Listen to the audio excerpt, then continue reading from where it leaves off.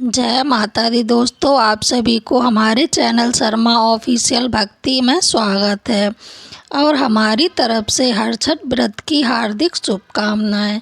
आज हम इस वीडियो में बात करेंगे हर छठ व्रत इस साल 2025 में कब रखा जाएगा और इसकी पूजा विधि क्या है और इसकी पूजा का शुभ मुहूर्त क्या रहेगा।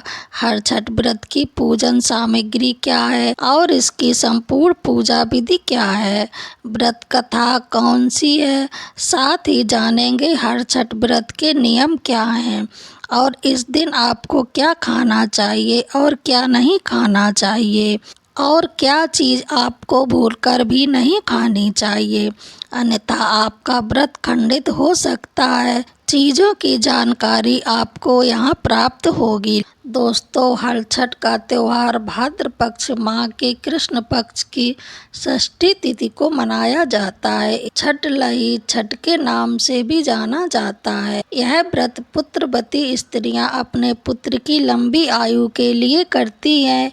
यह हर छठ का व्रत बहुत ही नियम के साथ किया जाता है। ऐसा माना जाता है कि इस दिन भगवान श्री कृष्ण जी के भाई बलराम जी का जन्म हुआ था और बलराम जी का मुख्य शस्त्र हल होता है, इसलिए इस दिन हल की पूजा की जाती है। कहा जाता है कि इस व्रत को विधि पूर्वक करने से जिसकी संतान नहीं होती है उसको श्रेष्ठ तथा दीर्घायु संतान प्राप्त होती है। इस व्रत के प्रभाव से संतान की आयु लंबी होती है और जीवन में खूब तरक्की भी मिलती है।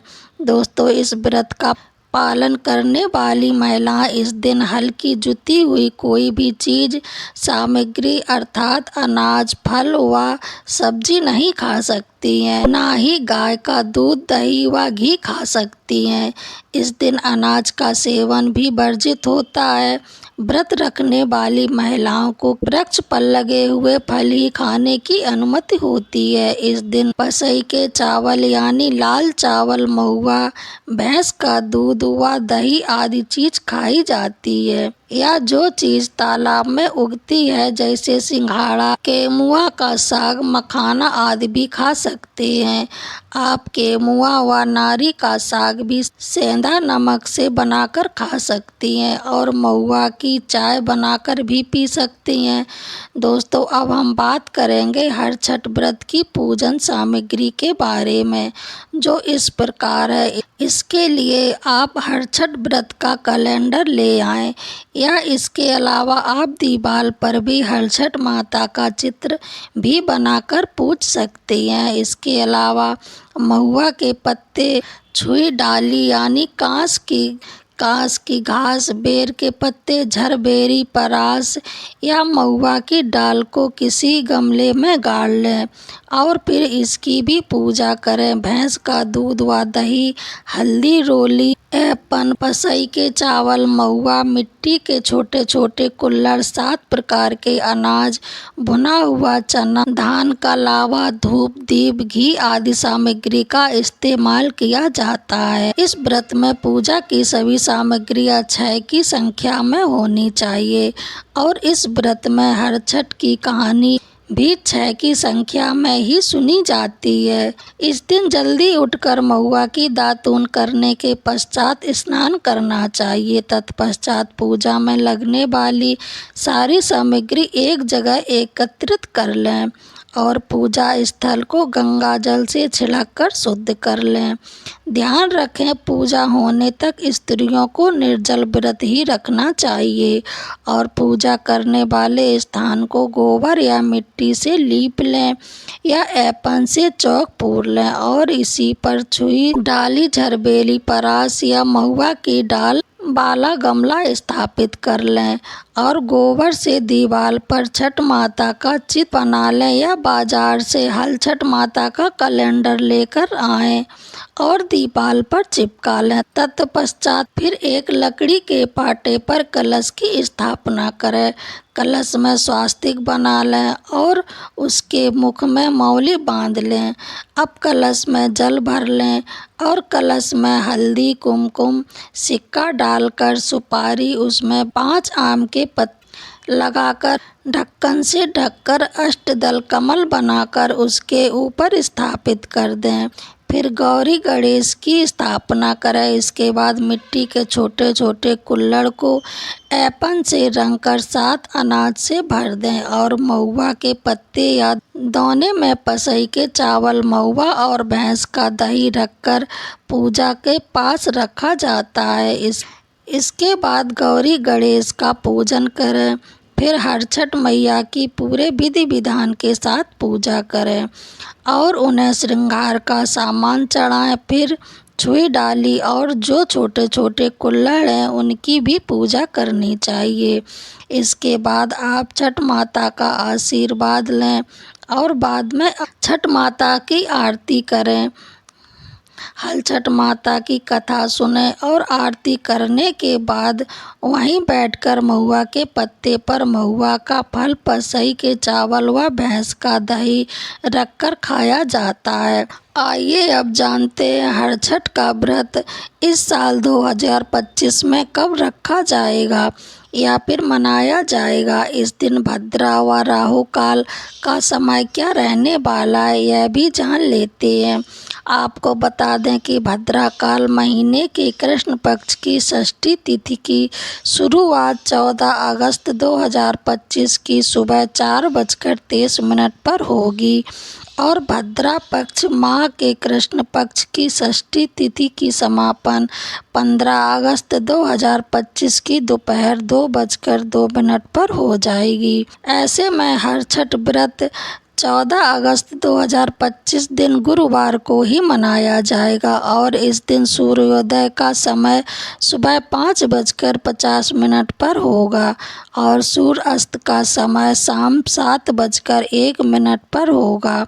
इस दिन राहु काल का समय दोपहर 2:02 से लेकर दोपहर 3:43 तक रहेगा। राहु काल अशुभ समय होता है। इस दौरान कोई भी शुभ कार्य नहीं किए जाते हैं। आइए अब सुनते हैं हरछठ माता की कथा। इस प्रकार है। प्राचीन काल में एक ग्वालिन थी जो गर्भवती थी और इसका प्रसव काल बहुत निकट था। एक तरफ ग्वालिन अपनी प्रसव पीड़ा से व्याकुल थी तो दूसरी ओर उस पीड़ा में भी उसका मन गाय भैंस का दूध बेचने की तरफ लगा हुआ था। ग्वालिन सोचने लगी कि अगर मेरा प्रसव हो गया तो फिर यह गौरस बेकार हो जाएगा। इसलिए ग्वालिन फटाफट उसी और सिर पर दूध दही की मटकी रखकर बेचने के लिए निकल गई। रास्ते में वह किसी झरबेरी की ओर में चली गई और वहाँ जहाँ उसने एक पुत्र को जन्म दिया। बच्चे का जन्म देने के बाद भी उसका मन दूध दही आदि चीज़ों को बेचने में लगा हुआ था तो वह बच्चे को वहीं कपड़े में लपेटकर छोड़कर चली गई और गांव की ओर दूध दही बेचने चल दी। संयोग से उस दिन भाद्र पक्ष मास के कृष्ण पक्ष की षष्ठी तिथि थी, यानी हरछठ व्रत था। गाय भैंस के मिश्रित दूध को उसने भैंस का दूध बताकर पूरे गांव में बेच दिया। उधर जिस झरबेरी के नीचे उस बच्चे को छोड़ा था उसके पास ही एक किसान खेत में हल चला रहा था। अचानक से किसान के बैल भड़क गए और हल्का फल बच्चे के शरीर में घुस गया जिससे बच्चा मर गया। मरे हुए बच्चे को देखकर किसान बहुत दुखी हुआ और उसने हिम्मत से काम लेकर उसी झरबेरी के कांटों से ही बच्चे को टाँके लगा दिए और वहीं छोड़कर चला गया। जब ग्वालिन सारा दूध दही बेचकर अपने बच्चे के पास आई तो बच्चे को मरा हुआ देखा। बच्चे को इस अवस्था में देखकर वह समझ गई कि यह सब उसके ही पाप की सजा है। मन ही मन अपने आप को कोसने लगी, अगर सत्य बोलकर दूध बेचा होता और गांव की महिलाओं का धर्म भ्रष्ट न किया होता तो मेरे बच्चे की यह दशा न होती। उसने गांव वालों को सारी सच्चाई बताई। प्रायश्चित करने के बारे में विचार किया। ग्वालिन तुरंत उठी और गांव की महिलाओं को सारी बात बताकर माफ़ी मांगने लगी और इस करतूत के बाद मिले दंड के बारे में बताने लगी। गांव की महिलाओं को ग्वालिन पर रहम आ गया और उस पर रहम खाकर क्षमा कर दिया और आशीर्वाद दिया। जब ग्वालिन गांव में निकलकर वापस अपने बच्चे के पास पहुंची तो उसका बच्चा जीवित हो गया था। उसने ईश्वर का बहुत धन्यवाद कहा और आगे से फिर झूठ ना बोलने का प्रण किया। तो दोस्तों, यह जानकारी आपको कैसी लगी कमेंट बॉक्स में ज़रूर बताएं और मेरे चैनल को लाइक सब्सक्राइब ज़रूर करें। पूरा वीडियो सुनने के लिए धन्यवाद। जय माता दी। प्रेम से बोलो हर छठ मैया की जय।